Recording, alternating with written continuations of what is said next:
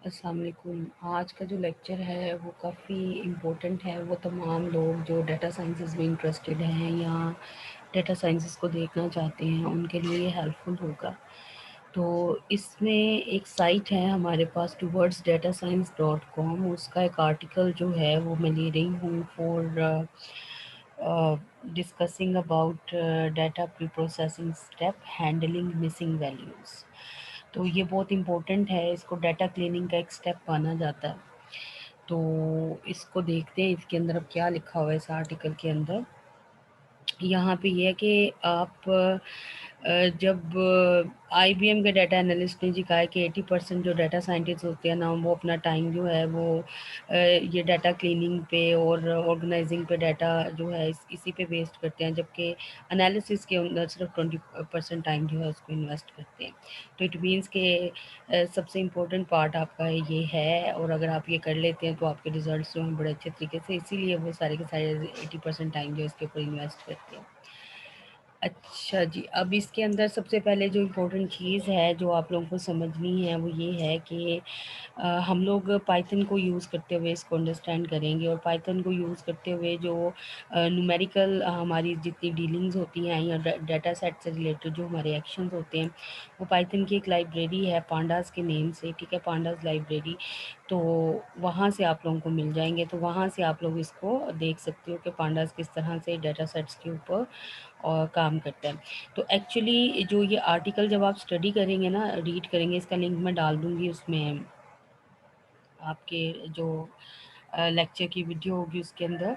तो अगर हम पांडास लाइब्रेरी को देखें ना, तो हम लोग ये देखेंगे कि इस आर्टिकल को राइटर ने इस हवाले से लिखा है कि पाइथन के अंदर रहते हुए पांडास को यूज़ करते हुए आप मिसिंग वैल्यूज़ को कैसे डील कर सकते हैं। इसका मतलब है कि हम लोग अपने पूरे के पूरे डाटा सेट को जो है वो पांडास लाइब्रेरी के ज़रिए जो है वो सारे का सारा उसको प्रोसेस करेंगे, देखेंगे। अच्छा, उसके बाद ये है कि आप लोग जो है वो सोर्स ऑफ मिसिंग वैल्यूज़ क्या हो सकती हैं, आपको पहले ये क्लियर होना चाहिए कि क्या वजह हो सकती है जिसकी वजह से डाटा सेट के अंदर कोई चीज़ जो है उसको हम कहेंगे कि इट्स अ मिसिंग वैल्यू। तो इसके अंदर सबसे पहले ये आपको ड्यूरिंग लेक्चर भी मैंने बताया था कि आपने अगर कोई फॉर्म बनाया हुआ है और यूज़र फॉरगेट जो है वो भूल जाता है कि वो फिल कर दे किसी फील्ड को, तो उसकी वजह से हो सकता है। और मैनुअली जो है वो डेटाबेस को फिल किया गया, कोई प्रोग्रामिंग एरर था, या किसी उसने चूज़ नहीं की कोई फील्ड उसको फिल करना। पहली चीज़ ये आपको इसके सोर्सेज, ये तो ये जर्नल सोर्सेज आपके पास जो होने चाहिए।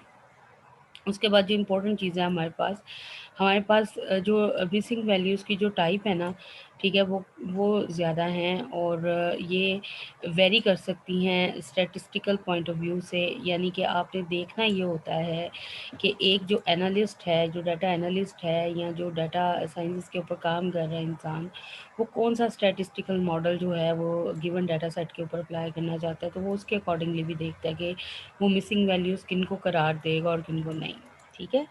तो उस हिसाब से इसकी टाइप्स चेंज हो जाती हैं।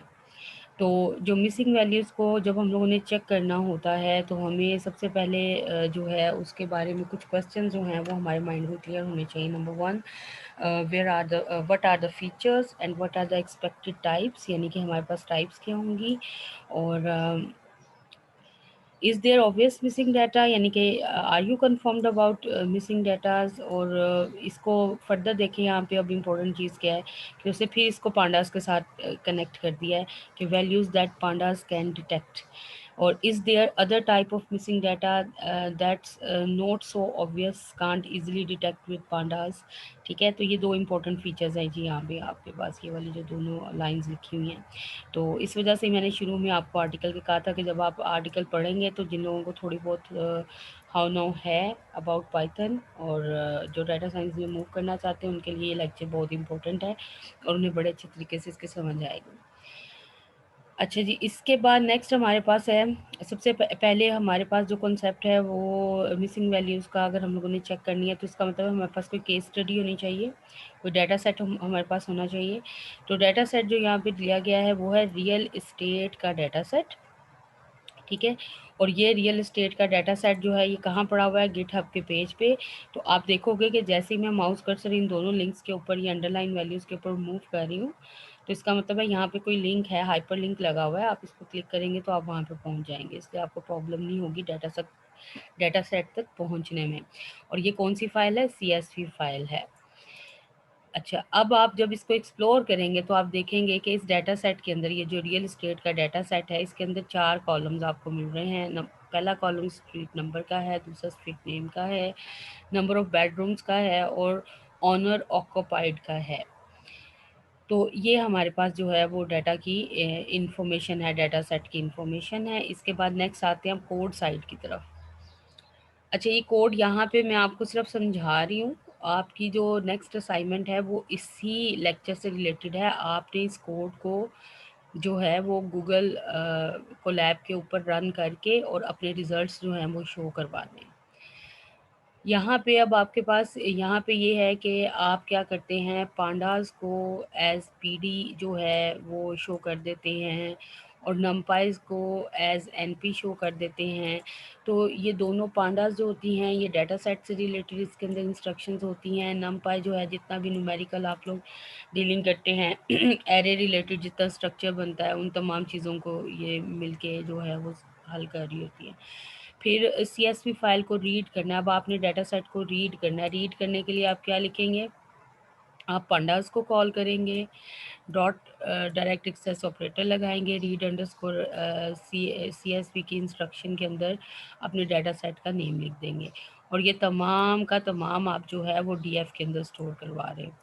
उसके बाद हम लोग क्या करेंगे, हम लोग प्रिंट DF डॉट हेड लिखेंगे। अच्छा, हेड की कमांड क्या करती है, ये बजाय इसके कि पूरे का पूरा डाटा सेट उठा के आप उसकी डिटेल देखें, ये फर्स्ट 5 लाइंस आपको रिटर्न कर देती है। तो वो यहाँ पे आपको आउटपुट के अंदर ये शो हो रहा है। ठीक हो गया। तो पहले स्टेप में हमने क्या किया, सबसे पहले हमने ये देखा कि हम डाटा क्लीनिंग करने लगे हैं। डाटा क्लीनिंग करने की वजूहात क्या थी, ठीक है, किस वजह से मिसिंग वैल्यूज़ जो हैं वो हमारे पास आती हैं, पहले हमने वो देखी। फिर हमने ये देखा कि जब हमने इसको करना होता है हमें पता होना चाहिए कि फ़ीचर्स क्या हैं, डाटा टाइप्स क्या हो सकती हैं और मिसिंग जो डाटा है वो पांडास से डिटेक्टेबल है या नहीं है। उसके बाद नंबर 2 पे स्टेप हमें हमारे डाटा सेट के बारे में क्लियर होना चाहिए, ठीक है। नंबर 3 पे जाके हमने कोड को लिया। कोड में हमने सबसे पहले देखा कि हमारे पास 2 लाइब्रेरीज़ बहुत इंपॉर्टेंट हैं, पांडास और नमपाई। उसके बाद फिर हमने अगले स्टेप में क्या किया, उसको रीड आउट किया। रीड करने के बाद अब हमने उसको एक्सप्लोर किया है by using DF dot head और यहाँ पे हमारे पास सारी डिटेल आ गई है। इसके बाद हम लोग क्या करेंगे, अब हम लोग इसको देखेंगे। ये सारी आपको डिटेल उन्होंने ये आर्टिकल में दी हुई है, तो आप लोग पढ़ लीजिएगा। यहाँ पे ये सब का सब आपको बता रहा है कि इसके हिसाब से आपकी फिर डाटा टाइप्स क्या हो सकती है। अच्छा, अब वो कहते हैं standard missing values. Standard missing values से क्या मुराद है, स्टैंडर्ड मिसिंग वैल्यू से मुराद वो वैल्यूज़ हैं जिनको आप पांडास के ज़रिए डिटेक्ट कर सकते हैं, ठीक है। अब इसको हम लोग देखते हैं। सबसे पहले हम लोगों ने जो है वो स्ट्रीट नंबर को देखा और स्ट्रीट नंबर को जब हम स्टडी कर रहे हैं, ये ग्राफिकली जब उसने रिप्रेजेंट किया हुआ है आर्टिकल राइटर ने, तो वो आपको यहाँ पे ऑरेंज कलर में हाईलाइटेड दिखा रहा है कि ये दो जगह हैं, यहाँ पे प्रॉब्लम है, यहाँ पे डाटा वैसे नहीं आ रहा जैसे स्ट्रीट नंबर का आना चाहिए था, तो it might be a missing value. तो अब इसको हम लोगों ने देखना है कि क्या पांडा जो है वो पांडास लाइब्रेरी जो है वो इसको डिटेक्ट कर लेगी।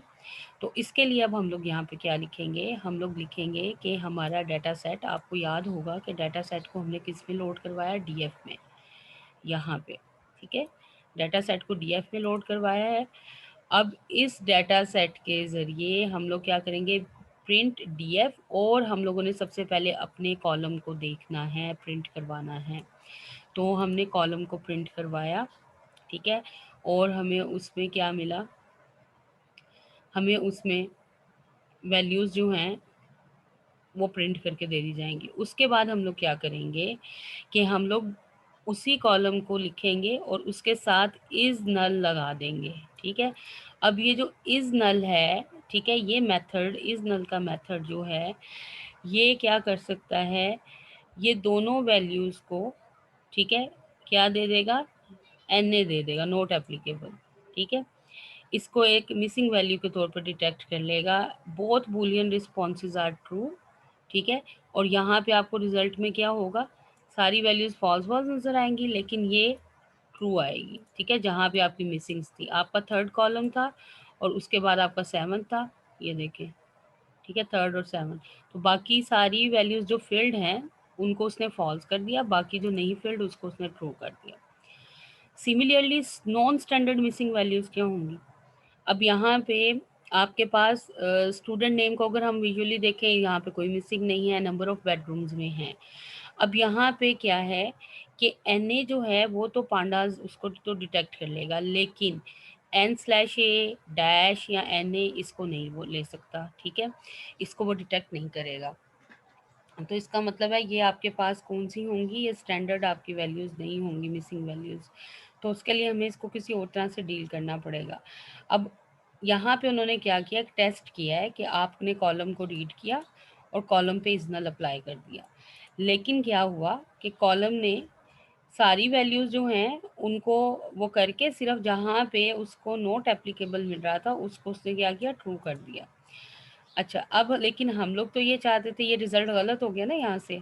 क्यों? क्योंकि हमारे पास ट्रू जो है वो सिर्फ़ इसकी जगह पे नहीं आना चाहिए था, ट्रू इसकी जगह पे भी आना चाहिए था, इसकी जगह पे भी आना चाहिए था, इसकी जगह पे भी आना चाहिए था।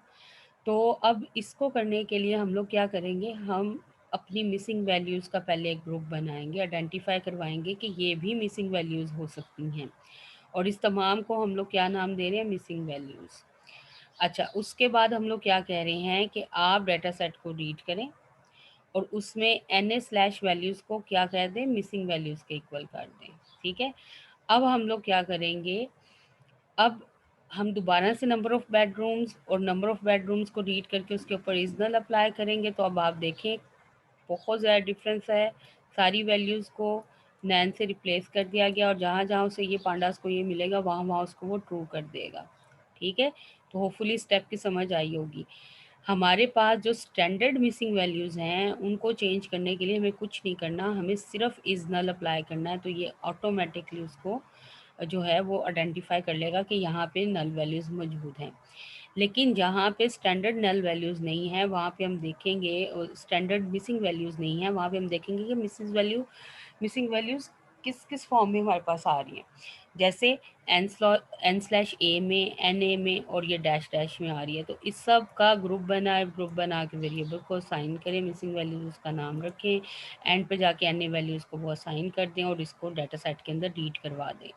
अच्छा, जब वो रीड हो जाएँगी तो आप उसके ऊपर सिंपली इज़ नल अप्लाई करें, ये प्रॉब्लम आपका सॉल्व हो जाएगा। जो नॉन स्टैंडर्ड वो है जिसको पांडास डिटेक्ट नहीं कर पाता, तो उसको फिर आप ऐसे डिटेक्ट करवाएँगे।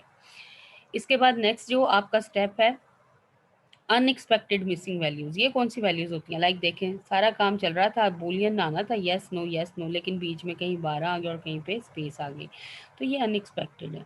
ठीक है, इसको करने के लिए अब आप लोग क्या करेंगे, इज़ नल अप्लाई करेंगे। इज़ नल जो है वो सिर्फ ब्लैंक वाली जगह पे जाएगा, उसने डिजिट को नहीं कंसीडर किया, तो ये भी अब एक प्रॉब्लम है। इसको रिजॉल्व करने के लिए हम लोग क्या करेंगे, हम लोग डिटेक्ट करेंगे नंबर को। ठीक है, और यहाँ पे हम लोग एक कोड लिखेंगे जिसके अंदर हम लोग इसको अप्लाई करेंगे। सी एन टी को रखेंगे is equal to 0 for row in D F, हम एक कॉलम को रीड कर रहे हैं अनऑक्युपाइड को, और उसके अंदर हम लोग क्या कह रहे हैं कि आप क्या करें, आप इंट्रो के साथ D F dot location C N T 0 से स्टार्ट करें और ऑन ऑक्यूपाइड के अंदर जाएं और जहाँ जहाँ एन पी डॉट नैन आप जो है उसको कॉल कर लें। ठीक है, और एक्सपेक्टेड वैल्यू एरर पास है और यहाँ पे आप C N T plus one जिस तरह लूप को आप इंक्रीमेंट करते हैं, ठीक है, उस तरह से जो है उसको पास आउट करवा रहे हैं। तो यहाँ पे जो है वो आपने क्या किया कि मिसिंग वैल्यूज़ जो हैं उनको एंटर करवाया यूजिंग एन पी डॉट नैन से। ठीक है, उसके अलावा आपने कोड देखा होगा, तो जो स्टैंडर्ड कोड है वो एक्सेप्शन हैंडलिंग के ज़रिए लिखा जाता है, तो इसने भी एक्सेप्शन हैंडलिंग की हुई है। ठीक है, तो कोई भी अगर वैल्यू एरर आता है उसको पास करे, लेकिन इंक्रीमेंट ये काम चलता रहे। इसके बाद नेक्स्ट हमारे पास क्या है कि समराइजिंग द मिसिंग वैल्यूज़। अब हमने टोटल देखना है कि हमारे पास मिसिंग वैल्यूज़ कितनी है कॉलम्स के अंदर। तो हम लिखेंगे प्रिंट हमारे डाटा सेट को रीड करो, इज़ नल लगाओ और उसको डॉट सम कर दो, तो वो क्या बताएगा, वो हर कॉलम में बताएगा कि आपके पास मिसिंग वैल्यूज़ कितनी थी। उसके बाद आप जो है वो ये देखने के लिए कि कोई मिसिंग वैल्यू रह गई है तो आप उसके लिए ये वाली स्टेटमेंट लिखेंगे, डाटा सेट को रीड करो, अगर कोई वैल्यूज़ है डॉट एनी का फंक्शन लगाओ, तो आप उसको बताओ। ठीक है, अब आप उसको क्या कर रहे हैं कि टोटल काउंट मिसिंग वैल्यूज़ अगर आपने निकालनी है तो डॉट सम पे डॉट सम अप्लाई कर दे, आपका मिसिंग वैल्यू हो जाएगा। अच्छा, अब यहाँ तक का जो काम था ना, इतना सारे का सारा, वो ये था कि मिसिंग वैल्यूज़ की कितनी टाइप्स होती हैं, उनको हम डिटेक्ट कैसे कर सकते हैं। तो वो तमाम मिसिंग वैल्यूज़ के डिफरेंट तरीक़ाकार अप्लाई करके 4 कॉलम्स के ऊपर तो आपको दिखा दिए गए और बता दिया गया कि किस तरह से काम करना है। अब नेक्स्ट टास्क जो वेरी इंपॉर्टेंट है वो है इसको रिप्लेस करना, मिसिंग वैल्यू को। कैसे मिसिंग डाटा जो है उसको हमने डील करना है। तो हम लोग क्या करेंगे कि कोई सा भी नंबर है, अगर आपने उसके साथ उसको मिसिंग वैल्यू को फिल करना है, तो आप लोग क्या कर रहे हैं, रीड कर रहे हैं इस कॉलम को और फिल नल का फंक्शन इस्तेमाल करें और उसको आपने कहा कि इस वैल्यू से रिप्लेस कर दो कोमा, और इन प्लेस ट्रू का मतलब होता है कि उसी लाइन के अंदर। ठीक है, तो इसके अलावा आप लोग लोकेशन बेस्ड जो है इम्प्यूटेशंस वो भी कर सकते हैं। उसके लिए डॉट लॉग का फंक्शन इस्तेमाल करेंगे और डॉट लॉग में 2 करके एस टी एम नाम इज़ इक्वल टू 125, लेकिन इसमें जो है ना आपको लोकेशन का ये इंडेक्स कंफर्म होना ज़रूरी है, तो ये कदरे टफ होता है आप लोगों के लिए इनिशियल स्टेज पे अप्लाई करना।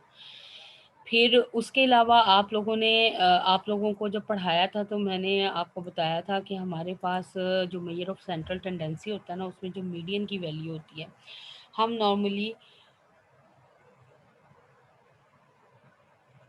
उसको यूज़ करते हैं मिसिंग वैल्यूज़ को जो है वो रिप्लेस करने के लिए। तो यहाँ पे हम लोगों ने क्या लिखा, median is equal to, read करो कॉलम कौन सा, नंबर ऑफ बेडरूम्स और डॉट मीडियन कर दो। ठीक है, फिर हम लोगों ने कहा कि अब क्या करो, डीएफ नम बेडरूम्स और उसको फिल करो किससे, मीडियन से और इन प्लेस ट्रू। तो ऐसे आप लोग जो है वो दोनों तरीक़ों से जो है, मतलब मेजर ऑफ सेंट्रल टेंडेंसी को भी यूज़ करते हुए आप कर सकते हैं और किसी एक स्पेसिफिक नंबर से भी यूज़ कर सकते हैं। आप पूरे कॉलम के ऊपर जहाँ-जहाँ नल वैल्यू मिले उससे डायरेक्टली 125 से भी रिप्लेस कर सकते हैं, और अगर आप ये चाहते हैं कि नहीं लोकेशन बेस्ड रिप्लेसमेंट होनी चाहिए तो फिर आप यहाँ पे इंडेक्स दे के भी उसको कर सकते हैं। सिमिलरली यहाँ पे अगर आप ये चाहते हैं कि आप कोई स्पेसिफिक जो है वो वैल्यू निकालें, ठीक है, मीडियन कैलकुलेट करें पहले। ठीक है, मीडियन की वैल्यू ये सारी का सारी लाइन ना आपकी एक्चुअली क्या कर रही है, वो नंबर ऑफ बेडरूम्स का जो कॉलम है उसका मीडियन निकाल रही है और वेरिएबल में स्टोर करवा रही है किसमें, मीडियन में। और फिर जैसे यहाँ पे आपने 125 दिया है ना नंबर, तो वो ये कह रहा है यहाँ पे इस लाइन में कि जो मीडियन के अंदर वैल्यू आई है उसे यहाँ रखो, ठीक है, और उसको रिप्लेस कर दो नंबर ऑफ बेडरूम्स को उसके थ्रू। ठीक है, तो यहाँ पे आप लोगों ने जो है वो सारे का सारा चीज़ देखी कि किस तरह से मिसिंग वैल्यूज़ जो हैं उनको स्टडी किया जाता है और किस तरह से डिटेक्ट किया जाता है, और फिर किस तरह से है पांडास की जो लाइब्रेरी है वो हमें हेल्प आउट करती है ये सारा काम करने में, और फिर उसके बाद हम इसको रिप्लेस कैसे कर सकते हैं। तो अब ये जो सारा टास्क है यही आपकी असाइनमेंट है, आप लोगों ने ये पाइथन के अंदर इम्प्लीमेंट करके और सबमिट करवाना है। जिसको जो चीज़ समझ नहीं आती वो कमेंट किया करे उसी स्पेसिफिक लेक्चर के नीचे जिसमें उसको समझ नहीं आ रही, ताकि वहीं वहीं पे डिस्कशन हो सके।